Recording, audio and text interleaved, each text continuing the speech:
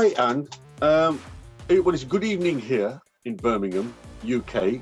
So I suppose the first question is, Anne, what time is it where you are? Because you're on another continent totally.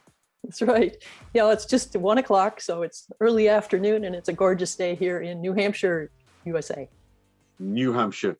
Well, look, it's thank you for taking time, Anne. I know you're very busy. I saw your schedule, so thank you for taking time out. It's an interesting subject, and we're going to talk around the word clarity. And this is your book, The Power of Clarity. And before I tell everybody who's watching and listening, I must admit, when I read this book, I felt, well, I was in a state of shock, actually, because I suddenly realized how hopeless I was, both from an organizational perspective and from a personal perspective. And in fact, I think I'm your worst case scenario when it comes to clarity, because I think I'm absolutely hopeless. So this is 100% worth reading, and the book, and we'll go into it in a second. But before we go into the book, let me explain to everyone who's listening in and watching in. So Ann Latham is the founder of the US-based consulting firm Uncommon Clarity. You've got clients across 40 industries, including people like Boeing and Hitachi. You're an expert, not surprisingly, on strategic clarity. But interestingly, and this is really key, you also help people look at strategies when it comes to productivity, which is a big issue, by the way, in the UK, performance, which I think is always an issue in business, and commitment, and that's an interesting word. You're featured in the New York Times, Bloomberg, and now in the Business Influencer magazine. Thank you very much. You're an accomplished author, Clarity Papers and Uncommon Meetings. And we'll talk about meetings if we get a chance. And of course, this fantastic book, The Power of Clarity. And as I said, once I'd finished it, I wanted to disappear into a dark room because there was so much stuff in there that just actually it was fantastic. But before we go into the book, I suppose the first question obviously is how did you get into the subject of clarity? I mean, what made you think about clarity, set up a business around clarity, and then obviously the book follows? So why clarity? What's the rationale behind clarity? Well, I think it all started very early, and I think I was probably sort of a naturally clear person. I was organized, and I was good at problem solving, and then I got my degree in mathematics, and then I became a software engineer. And so logic and being very logical and precise and all came quite naturally to me. When I started thinking about leaving the corporate world and going off and becoming an independent consultant, I asked all the people I had worked with and people I'd reported to, and coworkers, peers, people reported to me, and I said, what is it that I do unusually well that's most uncommon? And the answers I got were things like, you take in large quantities of information and you cut to the chase, you find the kernel, you bring people into the most important issue and help them come up with a unanimous decision. So I listened to all this input, and I realized, okay, so my talent is creating clarity. And then of course I had to look for a URL. So Uncommon Clarity was available. So I named my business Uncommon Clarity.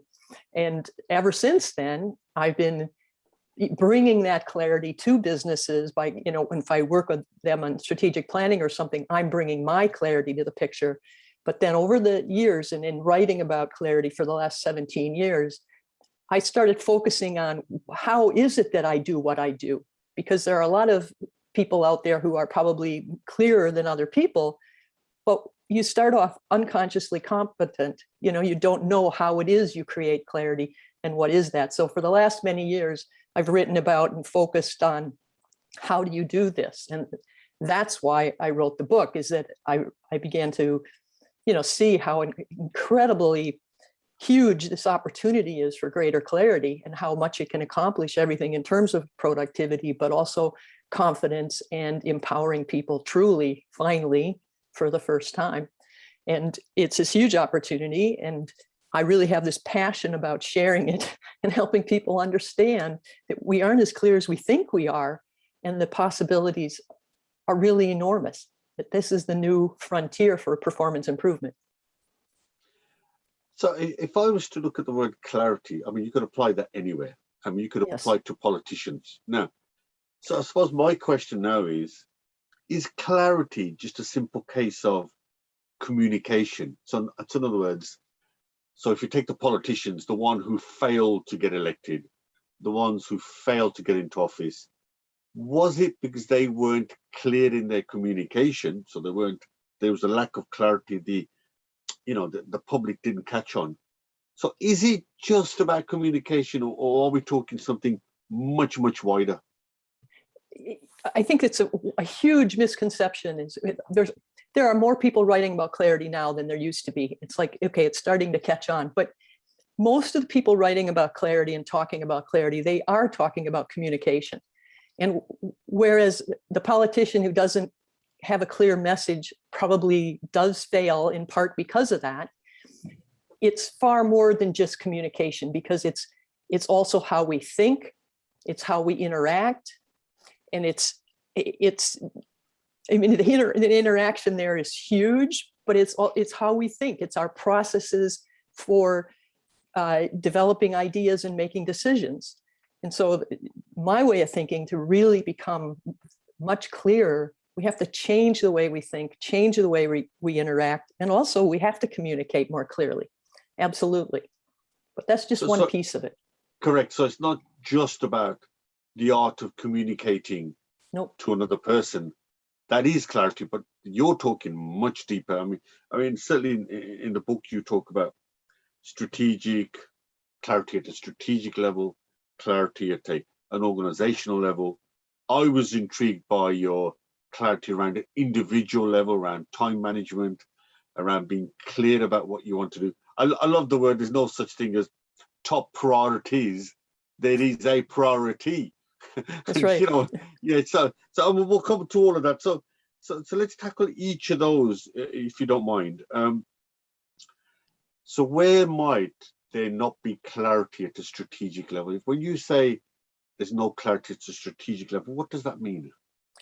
Okay, clarity at the strategic level, that's at the 35,000 foot level. Okay, that's the overall direction of the organization. And when people talk about clarity and they've gotten past communication, then they start talking about clarity of purpose. What's the purpose of the organization?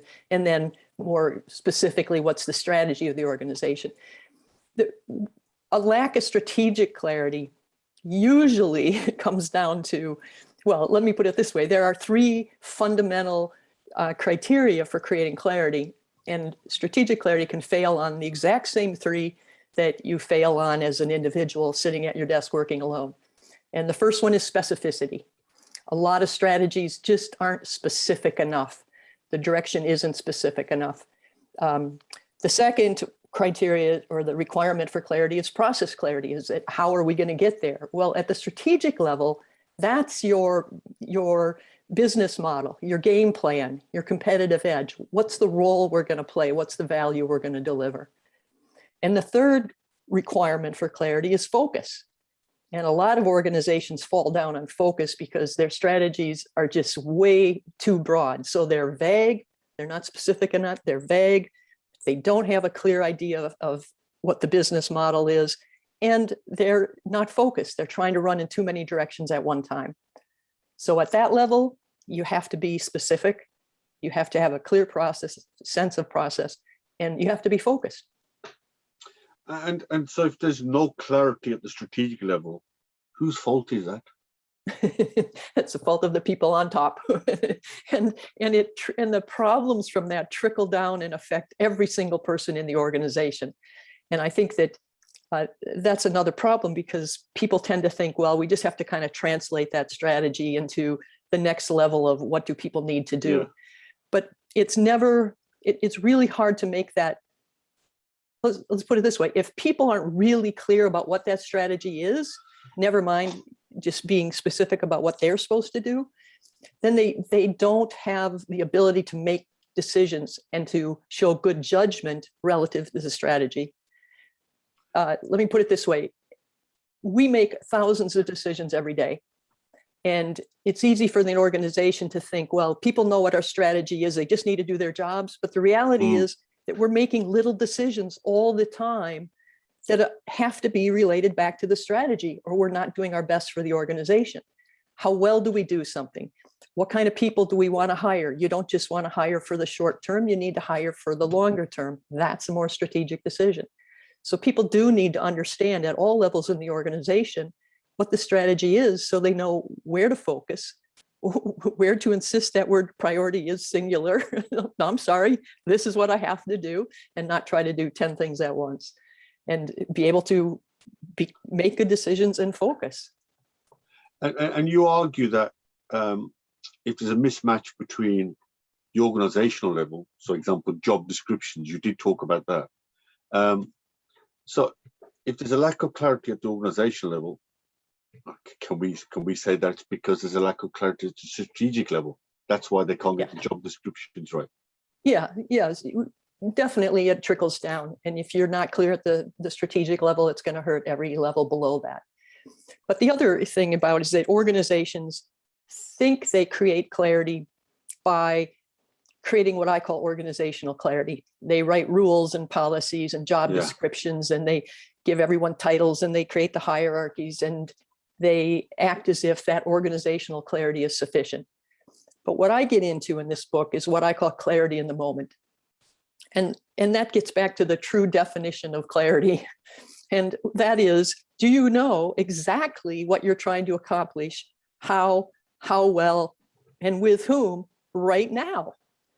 So if you have that clarity in the moment and you have focus, you're able to focus on something and get it done, you can just cruise with confidence, which is the phrase I use. That's when you're in the zone, you know exactly what you're doing, and you can just drive through and get things done.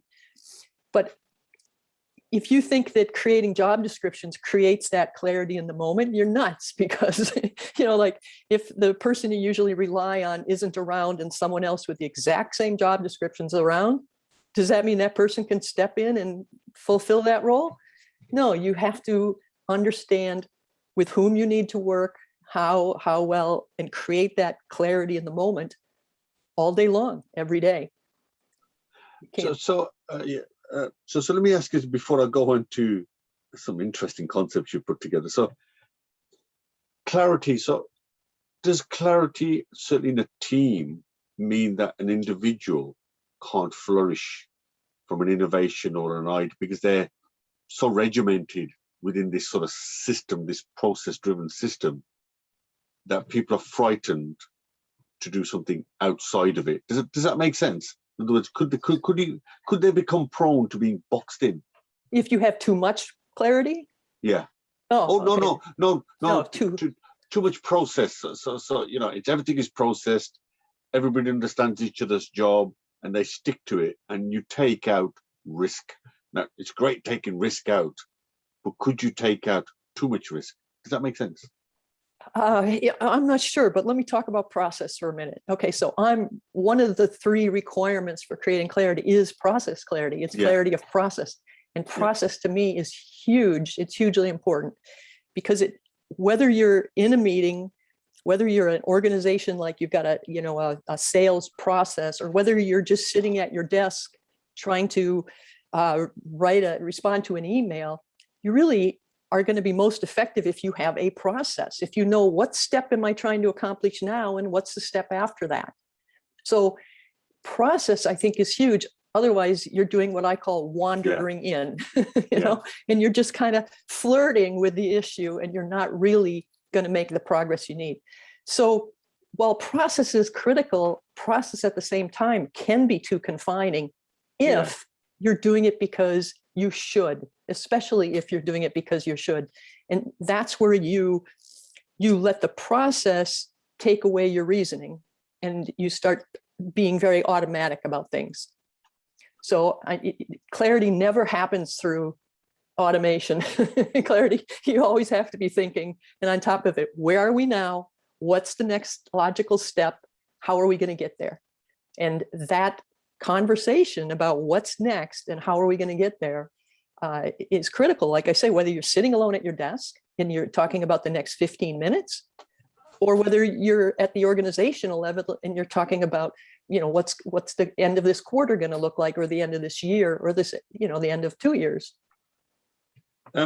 You also talk about clarity blindness, and then I'm going to come to something really interesting around verbs. But tell me, what does clarity blindness mean?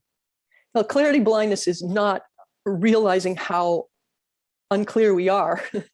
It's like when you read the book and you were shocked because there's so many examples in there where you read them and you go, oh my God, we do this. And we really are unclear. And the deal is that the word clarity itself is incredibly unclear. And we talk about clarity like, well, it's not quite clear enough. We're a little bit confused. It's a little unclear. And we talk about clarity as if it's this little nebulous point out there, and we're just a little ways away. And with a little push, everything will be clear. And what I reveal, I think, in chapter 1 about how we're not as clear as we think we are, is that you need to think about clarity on a continuum from uncommon clarity on one end to I coined the term disclarity on the other end. And you need to think about that whole continuum. And when you start looking at where we really are, and you start looking at some of these examples, disclarity, the most unclear end of the spectrum, is where we spend a lot of our time. And we don't think that way because we all think we're a little clearer than we are. So we're pretty clear. But very few people would say, well, I'm uncommonly clear. I mean, that takes a lot of guts, right? But, so you don't fool yourself in thinking you're uncommonly clear, but you think you're pretty clear. And the reality is a lot of the time we're operating in very unclear fashion. And that's why I coined the term disclarity. We'll come to that distinction in a second, but let's take a lack of clarity can happen for two reasons. One is you've not been able to put yourself in the other person's shoes. So when you say something, you've not quite worked out whether they've understood it. That's one. Right. And the second one is use of words, is the word you use. So the example you gave at the start was the word review. Yeah. And review means, obviously, in your case, so you talk about the difference between treadmill verbs on page 81, in case everybody wants to look this up. So you say treadmill verbs versus destination verbs. So I'll give you one example. So you talk about review, report, inform, communicate, discuss, share, update, engage, debate, check-in. Those are your treadmill verbs, but you think they should be destination verbs, things like decide, plan, resolve, list, confirm, authorize. I like the word authorize, question and answer. So perhaps you could give a bit of, I was just going to use the word, a bit of clarity around why the treadmill verbs don't work, and we should be looking at destination verbs. Right. Yes. Okay. So treadmill verbs like review, report, inform, share, update, those are all over our agendas. And we actually learn to speak that way when we get into business and in the corporate world. I don't think I talked about those. I don't think I used those words before I got my first corporate job. But when you think about it, I give some examples in the beginning there where if you ask someone to please review something, what do you want them to review it for? Do you want it to be grammar, spelling, punctuation, or do you want it to be flow or logic, credibility, background information, accuracy, thoroughness? I mean, I can go on and on and on. And there's so many possibilities.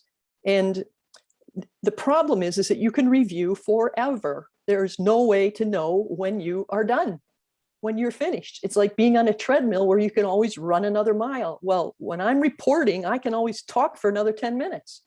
So when you ask someone to review a report, you're giving them a command with no specificity, no way to know when they're done, no way to understand what's the end. So in meetings, it's particularly awful because it's like giving them permission to talk without purpose. We report on whatever. And so people just fill the airwaves with, trying to make themselves look good, trying to make themselves look like they accomplished a lot, trying to be interesting, whatever. But the question is, what needs to be different when I'm done? What does this report have to do for you? So those are all treadmill verbs, and they are invitations to talk without purpose. On the other hand, you've got destination verbs like decide. When you decide something, it's easy to know you're done because the decision's made. Yeah. Finished, move on. When you solve a problem resolution, resolving a problem, that's a destination verb. When you've got a resolution, you're done. The next one is planning. When you've got a plan, you're done. Now you got to be a little careful here because planning can be a treadmill verb for some people because some people can plan forever. Ever. That's right. Absolutely.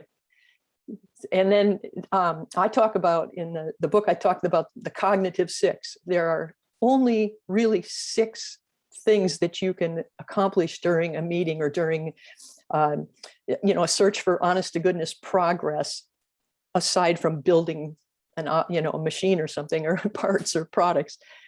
And a decision is one of them. It's absolutely critical. The second one is a plan. If you create that decision or that plan, you're making real progress. You're opening the door to more steps. And the third one was the problem resolution. The fourth one is a list. Sometimes you're not making the whole decision or the whole plan, but if you make a list that's a component to that, it's real progress. A component to a plan might be a list of resources, a list of action item, a list of risks. But if you set out to create one of those lists, it's easy to know when you're done. And then there's confirm and authorize are also really important because they open the door for the next step. You need approval, ask for approval. I give an example in there where a client of mine says, I haven't heard back from my boss since I turned in my marketing plan. And I said, well, he says, it's been 3 weeks. I think I need to check in with him. I said, well, what did you ask for? He says, well, I asked him to review the plan. I said, what do you need? He says, I need approval to implement. So the next day he goes back, he asks for approval, and the boss says, yes. It was being more specific, replacing the treadmill verb review with authorize, changed the whole ball game. The boss was probably so happy to get that stupid plan off his desk because he didn't know what to do with it because it was such an unspecific request. And meanwhile, of course, my client who had lost like 3 weeks. What you've just said there reminds me of a sales process. And so sometimes salespeople don't ask for that order. They don't close the deal. Yeah, that's true. They start the process and it wanders around. Yeah. And they've never really asked, do you want to place an order or not? And by having an answer, they know where they stand. But it'll just carry on. And right. He'll say, well, I didn't know you were looking for the sale. So, yeah, it's interesting. Now, I was looking at, and then we'll pick this up, particularly in this neck of the woods where I'm from. On page 43, you talk about the cognitive zone. And there's a nice little diagram. And it starts on the left-hand side with production. Right. And then as it goes towards, in other words, up the layers towards the CEO, the cognitive zone, the zone that's not predictable and process-driven, becomes wider. We won't go into the technicalities of why it goes up higher, but your argument is at the production level, so take a factory floor where they're making stuff, everything is pretty well process-driven. Everybody knows what they've got to do. There's a lot of clarity because you know whether it's a defect or not a defect. Right. And if there is a defect, you know what to do with the defect. So everything is pretty well tight. You can measure productivity very easily because everything is measurable. But once you leave the shop floor and then you go into the offices and then the marketing and the sales and the HR and the finance, which are not as process driven, as you call that, I think, the cognitive zone. And that's where you think the problems start. Firstly, it gets worse as you get further away from the process driven. Mm-hmm. Have I got that right? So how can businesses in that cognitive zone where there's no processes, how can they marry that up? How can they become as good as the people on the production floor? Right. Okay. So that's a great question. So yeah, the diagram starts with the production on the left-hand side, and that's not just the factory floor. It could be services as well. Yeah. Yeah. But we have spent so much energy streamlining and improving the processes related to whatever our production is. And so that is absolutely where the clarity is the highest. So my clarity curve starts high there, and then it drops down precipitously, and it is quite low throughout the rest of the organization as you move, as you say, towards the CEO, who's the farthest removed from production. And so everything above that curve is what I call the cognitive zone. That's and right. the reason is because when we're dealing with the production processes, we're dealing with physical objects. We're dealing with parts and materials and assemblies or order forms or templates. It's all physical objects. And when you move away from the production floor or the production processes, now you're dealing with cognitive objects. You're dealing with ideas and decisions and plans. And so there's a couple problems there. One is we don't have processes for making decisions. If you asked a room full of people how they make decisions, you would get more answers than there are people in the room, because very few people could point to a real specific decision process, and they certainly wouldn't all agree. So you don't have shared processes. Furthermore, we don't even think in terms of process usually when we're doing things like making decisions or moving ideas around. We get in a room and talk. A lot of times using treadmill verbs, which are open invitations to just talk and talk and talk. So there's not this same focus on what is the cognitive object? What's the next step we need to move things forward? Is it a decision? Is it a plan? Is it a problem resolution? Is it a list? Is it approval? And so the solution is a couple things. The basic criteria for clarity. First is specificity. What specifically are we looking for? I tell a story in the book about being in a meeting with an executive team, and this was like 7 people. All the executives, very smart, very dedicated, very focused, and I was there to talk about something, but they had an urgent issue come up they needed to deal with first. So they started talking about this urgent issue. And I sat there being patient and quiet, and finally I couldn't stand it anymore, and I interrupted them, which they just glared at me like, "Who are you? What do you have to say?" And I said, "Look, you don't realize this, but you're talking about 5 different decisions and 2 different plans simultaneously." They were still glaring at me, but then I enumerated the 5 decisions, and then those glares and that anger just dissolved into recognition as they realized that, oh my God, she's right. And furthermore, it was totally obvious what order you had to make those 5 decisions in. So instead of talking for probably what would have been an hour and probably would have led to rescheduling the meeting, they made the 5 decisions in the 15 minutes and had laid the first steps for the 2 different plans that were important. And so that being specific about what decision are we really making, and then following, just being clear about that starts off being huge, because if you're making 5 decisions at once, you're just talking at each other and around and around. So that specificity of what are we trying to accomplish, what will be different when we're done, includes a decision. Then the next step is, what's the process? What's the process clarity? What's this process that's going to get you there?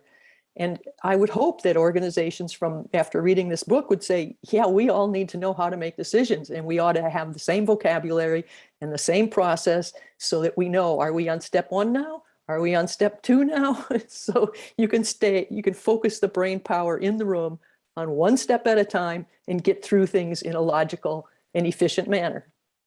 And then go on. Yeah. No, I was going to say that's brilliant. Well, firstly, I'm guilty of that, by the way. I'm terrible. Absolutely terrible. You and everybody else. I wander all over the place. And I think exactly just hearing you, I've been in many meetings. I mean, this is the perfect book for a chair to read, I think. Yes. Because I've often seen meetings hijacked by other agendas, and before you know it, the meeting's finished and you haven't reached any decisions or gone through the agenda. And so, as I was reading this and listening to you, this book is just as applicable to running a meeting in terms of clarity, outcome at the start, can we achieve it, and anything outside of that. Yeah, absolutely. I mean, I love some of the words you said. If failure to do that means you're second guessing, you've got unproductive meetings, you're juggling priorities, there's treadmill language, you spoke about that, ad hoc process, that sounds like me, vague requests, that definitely sounds like me. And endless emails. Yeah, I'm not into endless emails. I tend to pick up the phone. But you're right. You can see these dragging on. So Tommy, how can you, in terms of cognitive uptime, how can you get that being as good as the production side? What sort of simple things could somebody do? Is it simply processing things and following a logical order? Yeah, okay, so before we get done that, I need to point out that as long as our production uptimes are supposed to be 99.99%, and everyone gets bent out of shape if that goes below that. Yeah. But our cognitive uptime, the level of efficiency and how many hours a day are we actually, cruising with confidence and getting things done and being ultra productive, is really about 20% on a good day. A lot of people will say, yeah, if I get 2 hours a day where I'm really cruising and ultra productive, that's a really good day. So if our cognitive uptime is like 20% or less, and we just assume that, well, that's just the way it is. That's just business as usual. Things take longer than they should. As long as we tolerate that, there is no hope for achieving the efficiency that you're talking about, So the first step is to recognize that clarity blindness, recognize that you have to make clarity a priority, and you should, because you can increase the productivity of the people who are dealing with cognitive objects in the cognitive zone by a factor of 4. So the opportunity is really enormous. And once you understand that and you make clarity a priority, then there is some hope. To do that, you eliminate all treadmill verbs. You insist on destination verbs. You have to require that specificity. What's going to be different when we're done? What do we actually need here that will constitute real, tangible progress? And you ask that question whether you're alone at your desk or you're in a meeting or you're planning for the whole next quarter. What's going to be different when we're done? So being very specific is the first step. The second is, what's the process? What's the process we use to make a decision? And be sure that you're clear about what that is so you can use it. Sometimes there isn't a process. I give examples like that in the book where, suppose you're doing strategic planning for the organization and you want to be sure that you get input from all the right people and get buy-in from all the right people. You have to define your own process. But if you don't pay attention to process, which we're not very good at, we tend to ignore process in the cognitive zone. If you don't pay attention to process, you will wander around and you'll waste a lot of time and you won't make concrete, tangible progress. I was going to say, isn't it interesting, very interesting, that the people who often get it wrong in an organization are in the cognitive zone. The people who get it right all the time, you just said 99.95% are in the production, but an organization always collapses, not generally because of the production side, it's because, sorry, this is I thought I'd switch this off. It's the irony is the people who are the least paid produce 99.95% productivity. The people who get paid the most, you've just said, only really operate at 20%. Right. And we all know that businesses tend to fail because of the 20% of those people make the wrong decision, wrong judgments. And the people who suffer for it are the ones. No, it's just an observation. It's just following your logic. It's absolutely true. And when I talk about, when you picture that clarity curve and the cognitive zone above the curve and realize how huge it is, and then realize on top of that those are all the most highly paid people in the organization. That's all the knowledge workers, the executives, the managers. Right. This is why the opportunity is so huge. This is why clarity should be the next performance frontier in every organization. But they don't think that way because they're clarity blind, and they just go, well, we make decisions pretty well. This is just business as usual. I'm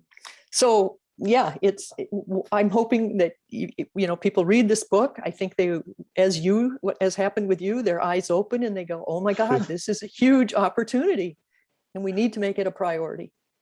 Now, interesting. A couple of things I want to pick up with you now is we've talked about strategic clarity. We've talked about organizational clarity. We've talked about the curve and the 99 versus the 20%. Now let's pick up individual clarity as a person. You say in chapter 8, and actually the chapter is entitled, "We're not wired for clarity, we're just not." Is that because in our education system we've never been taught to think like that? And if we're not wired, should we just give up? No, you shouldn't give up. But look at how much energy has gone into teaching lean manufacturing and teaching Six Sigma and teaching us how to be efficient and process-oriented when we're dealing with physical objects. And those are easy because you can see them, they're visible. You can see them when they pile up. You can see them when they fail. When you're at a meeting and you start wandering in and making 6 decisions simultaneously, there are no little red lights that come on and say, process malfunction, So you have to be sure that you're clear about, do I always know what is it I'm trying to accomplish and what's the next step? So for instance, in a meeting, you go in there, you don't have an agenda filled with treadmill verbs. You know exactly what decisions do we need to make? What problems do we need to resolve? And interestingly, let me just kind of go down an offshoot here. When you make a decision, there's really 4 steps to efficient decision making, and these were founded by Kempner and Trago, who have done a lot of training on this matter. But there are 4 steps, and we typically all start on step number 3. So we're in trouble right off the bat, because 1, we haven't agreed on step 1, which is, what is the decision we're going to make? Because otherwise, if we don't do that, we try to make 5 decisions at once. So agree on what the decision is. The second step is, what are the decision criteria? What are the objectives, the priorities, the limitations? How will we know a good option when we see one? So that's step 2, and we usually skip that. Step 3 is, okay, what are all the alternatives? What are the options? And that's where we usually start diving in and arguing about, oh, we should do this, we should do that, we should do this. When we haven't talked about, what are the decision criteria? What will guide this decision? And then the 4th step in decision making is risks. Okay, if that looks like the best alternative and we're ready to run it forward with that, is there a downside? Are there risks? Do we need to think about any variations on the theme here to, prevent problems? So when you break a decision down like that, usually what you see is that the decision criteria are not necessarily going to be put together by the same people who are best at assembling alternatives, and they're not necessarily the same people who are best at coming up with risks.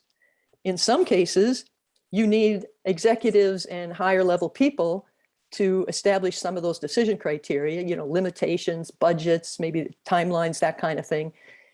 Alternatives, you might need technical people who understand these alternatives. And then risks are often best determined by the people who need to implement or use, the ones who make it work in the end. They're the ones who are going to see a lot of risks. So by breaking decisions down that way, sometimes you quickly realize that, oh, all those guys I was going to invite to the meeting, they aren't suited for half of those tasks. This person should be in on criteria, this other person should be on alternatives, and the other person should be in on risks. So by having that sense of, clear outcome and a clear process, you have a far greater chance of getting the right people to the right meeting at the right time, instead of just bringing a bunch of people into the room and talking around your decision and hoping that something comes out of it. Let me take you now to the granular level, the personal level. And you talk about that if you're not clear about your own personal goals, and particularly around time management and prioritization. I mean, you pick up a brilliant comment. You say, how can you have lots of priorities? It doesn't work. You've got to have one priority, tackle that, then tackle the rest. So is it that as human beings, and I'm going to come back to you again, not wired for clarity, what can we do as individuals to get that clarity? I mean, you talk about time, all kinds of things. So just sort of a quick overview. As an individual, as opposed to being in business as an individual, how can you bring clarity to your life? There's a pretty big question. A lot of these same things apply. First of all, let me say something about priority. Priority came from a Latin word that was only singular. It didn't have a plural form at all. That's right. So you say, we're not wired for clarity, but someone back in those days understood that it's a singular word. And somewhere in about the 1950s, we made it plural. So it's not like we're incorrigible. We used to understand that, but priorities, it's ridiculous to think you have so many priorities. But at any given moment, you can only have one because you only have one brain. Now you can have a couple other things that are in the wings, so that if the one priority is delayed for some reason, or you're waiting for someone else to do something with you or for you, you've got other things to work on. But at any given moment, you should have about 3 things you're thinking about. And I mean, on any half day, you should have 3 things. At any given moment, you need to choose one. And so just bringing that level of focus can make a huge difference in your daily life for just any individual. What's the one thing I'm working on right now? And then you shut out all the distractions and you say, I'm not going to do anything else until, lunchtime, except work on this one thing.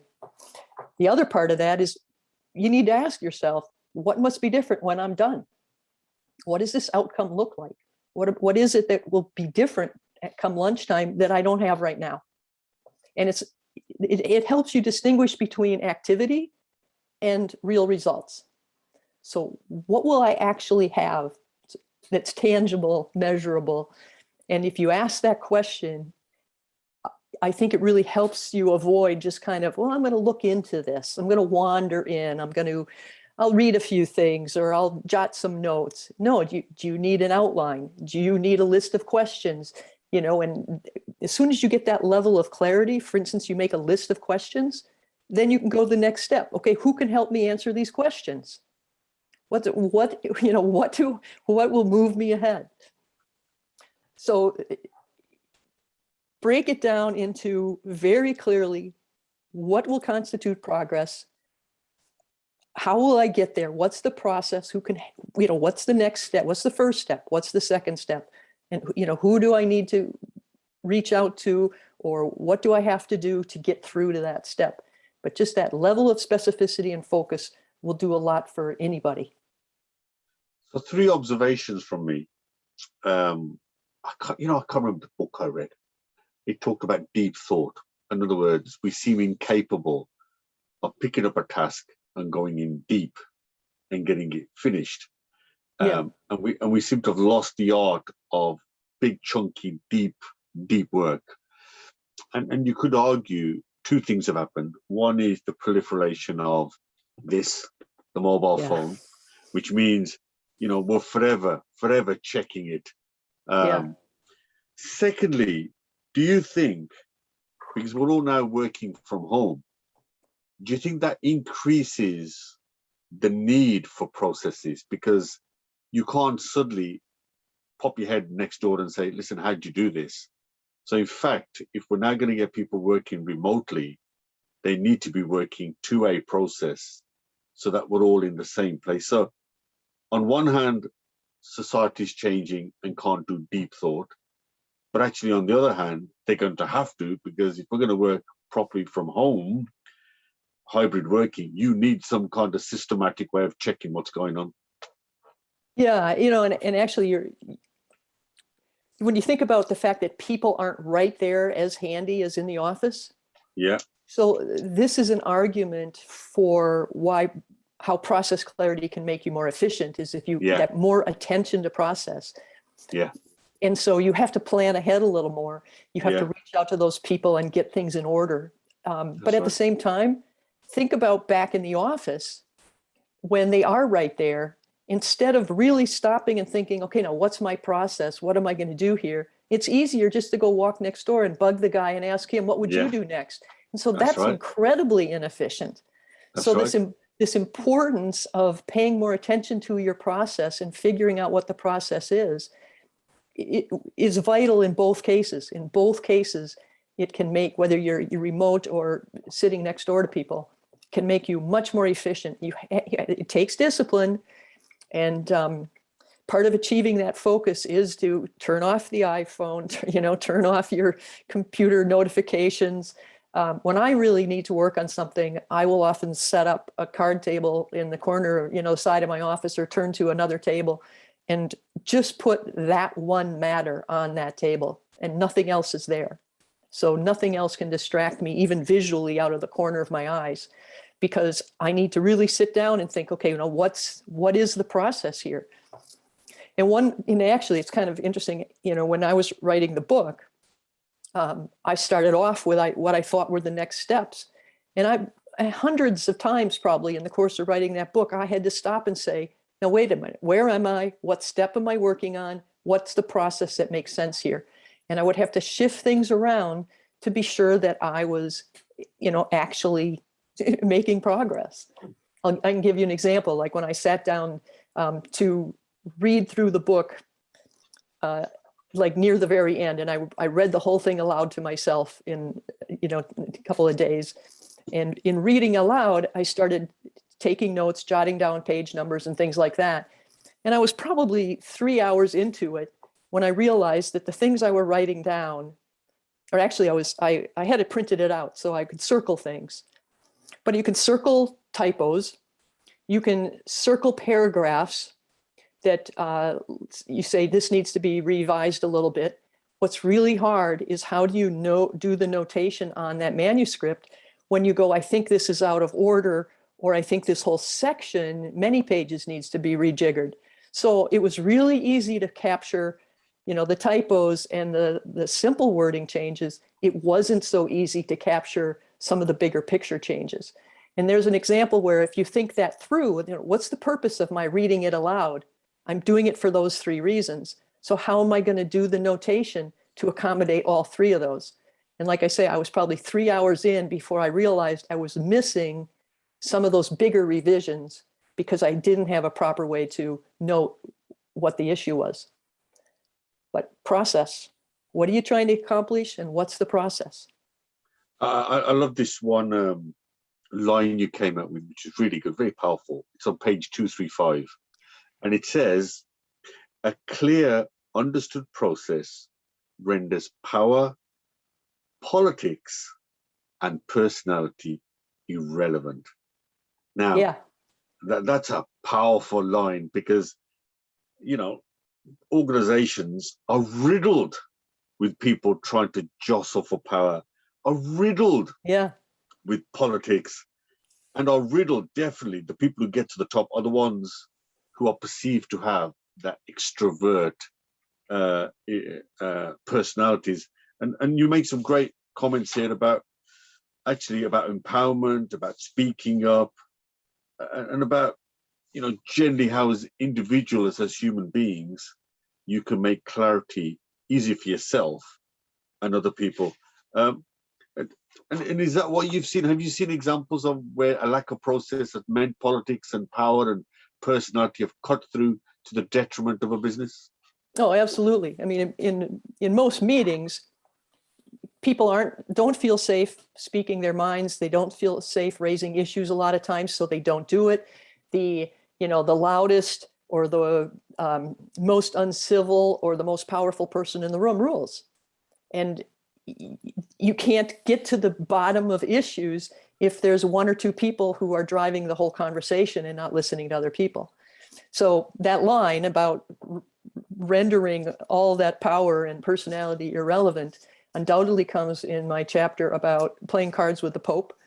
Yeah. And the idea is that if there's a process, and say we use the example of a decision process again, and if you're following a process and you're saying, okay, we're right now we're establishing the decision criteria. Anyone have anything to add? And the person who is pushy and jumping ahead to his favorite alternative, you've got a process. You say, no, we're not there yet. We're still deciding decision criteria. So you bring it back to the process, and it's not about the person. It's just like, sorry, you've jumped ahead. It doesn't matter whether that is the most powerful person in the room or the most obnoxious person in the room or the Pope.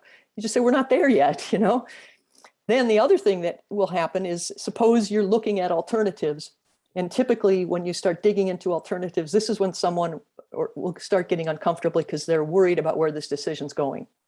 So someone, there might be some pressure there and discomfort there. And if I'm running the show, which I frequently am in difficult conversations, is that I will point out to this person, okay, there seems to be some discomfort. That probably means we're missing something in our decision criteria. So let's step back and figure out what's missing. And this, it takes the entire room of people. It takes the focus off the individual who's uncomfortable. And I always say, well, if one person's uncomfortable, there's probably a couple people who are uncomfortable. So let's figure out what's missing. You've just corralled all the talent in the room to try to figure out what's missing from the list instead of having the attention be on the individual who's uncomfortable. So everyone is contributing. Well, maybe we're worried about this, or maybe we should consider that. But the process then becomes the focus, and it gets everyone behind it instead of, like I say, one person feeling uncomfortable and afraid to speak up. So I suppose my last question, I mean, I know we've almost going to be speaking for an hour. It's just not enough time to go through this fantastic book. But I suppose my last question before I sort of sum up some of my learnings here. So I'm completely with you. Process is important. Clarity is important. So my last comment now is, how do you balance building a process that everybody can follow, a process which actually, I think completely with you, makes a business a lot more sellable because everybody knows what they're doing, and there's processes and systems in place so it can grow by itself and not rely on certain individuals. So I suppose, where's the space for people who aren't process driven, who hate order, who hate anything to do with discipline, are completely off the rail, but are the most unpredictable, creative talents around? How do you accommodate that type of person who just does not believe in rules, absolutely does not believe in rules? How do you accommodate somebody like that? Do you just say, sorry, this is not for you? Or is there a way around that? Is there a way around a creative genius who just hates order? That's a great question, Ninder. Well, let me just preface my answer by saying that, like I've said before, I facilitate a lot of difficult decisions. Yeah. And if I'm in the room, I literally have taken groups where everyone in the room is butting heads, and in a very short period of time, gotten them to unanimous decisions. And it's because I ferret out each step of the way their piece. And so, yeah, it can take a strong facilitator to say, wait, we have to get these decision criteria right first. And when the other guy who wants to go off on a trail, he said, that's a great idea. Jot that down. Don't forget it. But let's get this right first. And then always being able to be clear about where you are in the process and being able to, move a little bit ahead, back up a little bit if you have to, but you bring the whole group with you. And I've done it with people who are, wild and crazy. It's not an issue, but because I'm there. But also, when you think about it, when we're talking about the moving ideas, decisions, and plans, there's only 3 processes there you need. And they're all 4-step processes, and they're all pretty easy. So if that one individual is the only one, or there's 1 or 2 who are difficult, and everyone else in the room understands those 3 processes and those steps, it's pretty easy to just keep bringing the conversation back to the step that's at hand. And then they tend to fall in, or at least they sit back and realize, okay, I just need to shut up for a few minutes until these people get there finally, because we're so slow, all the rest of us, But it's not like you're trying to turn everything into rigid processes. I'm not talking about that at all. I'm talking about attention to process. Be sure you know where you are and what the next step is that actually achieves something. And it's not activity, it's about results. Well, fascinating. I felt like going into a dark place with a cup of tea before I talked to you, having read the book. I feel it even more, honestly. It's remarkable. The book is truly remarkable, and it really is worth buying. The power of clarity, and I think it works for people who run meetings. I think it works for people in leadership positions. I think it works for people in middle management. They can see the difference between the link between top management and people in production. I think people in production should read it and feel good that what they're doing is right. I think on an individual level, I think it matters, because collectively, if individually we can perform to our optimum, the likelihood is we'll be able to perform well for the organization. I think it's brilliant. I mean, I must admit, I never thought of it until I read the book, all the ramifications. So listen, it's been brilliant. Thank you for taking time out of your really busy schedule. It is worth reading. Honestly, it's worth reading. And I think in some respects, it's quite transformational for people who adopt what's it. I think I genuinely believe that. And it's available on Amazon, I'm sure. And I'm sure in the book, there's details if they want to chat to you. But some of the things I've learned today was different levels of clarity: strategic, organizational. There's clarity blindness. There's treadmill verbs. Get a decision. Don't leave it fluffing around. The difference between production uptime and cognitive time, which was, I think, was remarkable. Wandering in and out. Priorities. Clarity versus uncommon clarity. Read the book about that. And the fact that we're not wired for clarity. Organizational clarity versus personal clarity. It's about flexibility, innovation. We can plan forever, but you need to bring in deep thought. And of course, the beauty of having processes is everybody's going in the same direction. At the same speed. At the same speed. And thank you very much. Thank you very much. And I know you said it's sort of mid-afternoon, so have a great day. And as I said, I'm going to go and lie down now in a dark room and have a cup of tea. Well, thank you so much. This has been really fun. Cheers, Anne. Thank you very much. Thanks.